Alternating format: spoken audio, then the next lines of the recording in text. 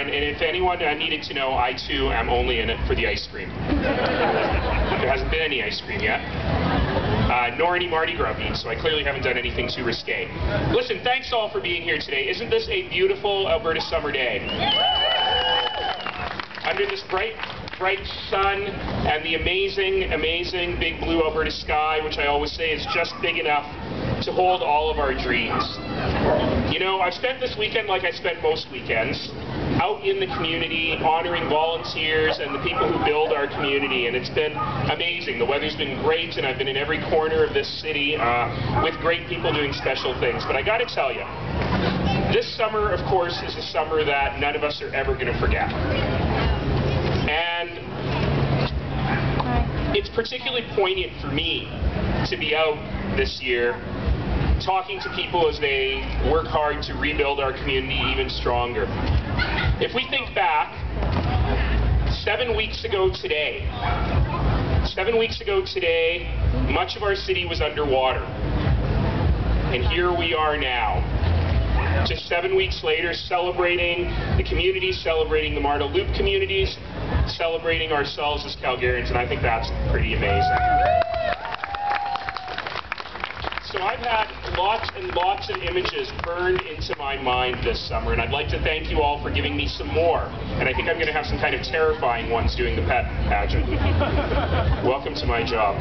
Anyway, I never thought I'd be judging a pet pageant. I'm particularly scared about the bathing suit competition.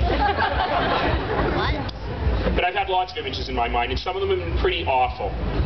Images of the Bow and Elbow rivers, which I call the bloodstream of every Calgarian, running higher and faster and angrier than we've ever seen them before. Images of neighborhoods underwater, of streets that are canals, of people who've lost everything inside their homes. But there's been a lot of other images too, and these are the ones that I'm going to carry with me. The couple in Bowness, whose entire house has been gutted to the studs. They took a piece of plywood and painted something with spray paint and put it up on the tree in their front yard. The tree wasn't touched, they were very lucky. And it said, "We lost some stuff. We gained a community." And to me, that's really what this has all been about. Images of those public servants, the wastewater and water treatment guys risking their lives, because remember, they work in the river to make sure that we had safe, clean drinking water throughout the entire thing.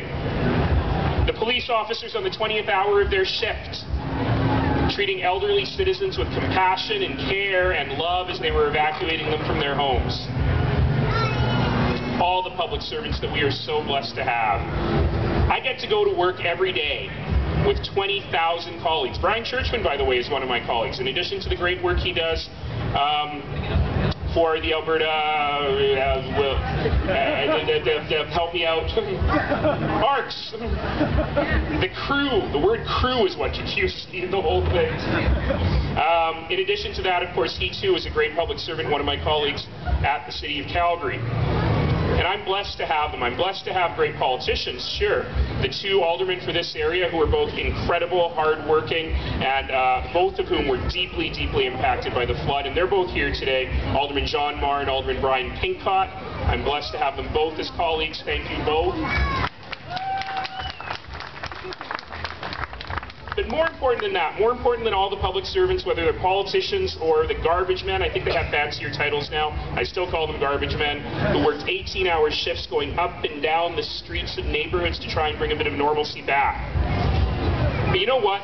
The one image that will be stuck in my mind forever, the one that I am never, ever, ever going to forget, is the image of that citizen covered from head to toe in mud and mosquito bites, cut and scraped and bruised, working incredibly hard to save the home of someone she doesn't even know.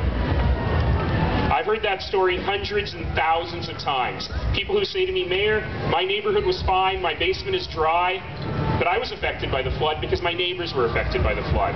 And I've come to Rideau, or Roxborough, or Earlton, or Bowness, or Sunnyside, and I've come because even though I don't know this neighborhood, I know these people need my help. That's how I knew that we were going to get through this flood stronger than we've ever been before.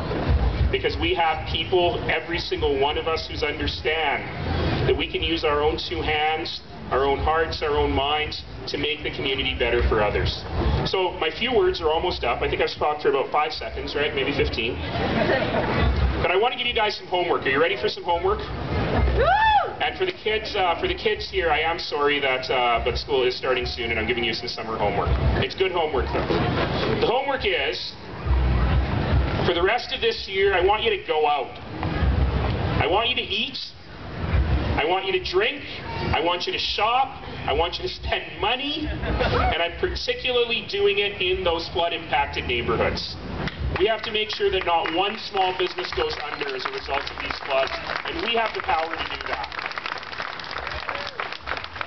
Oh, there's Alderman John Mark. I just see you now. Looking very New Orleans or something. Give me 4 more years with him and I might teach him how to dress.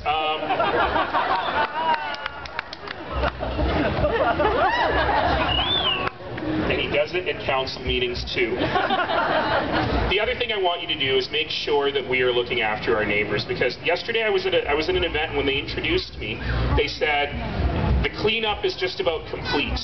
And I got to tell you, that's not true at all.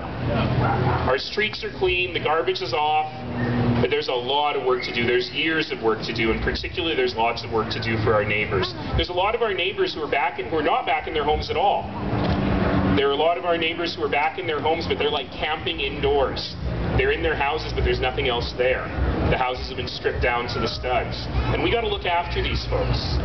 When school starts and people realize we don't have any more school supplies, when Thanksgiving comes and people realize that all those heirloom dishes that they had in the basement are gone, when Christmas comes, our neighbors are going to be in a lot of pain. And it's our job, as their neighbors, as their family, as their friends, to make sure they know we're looking after them.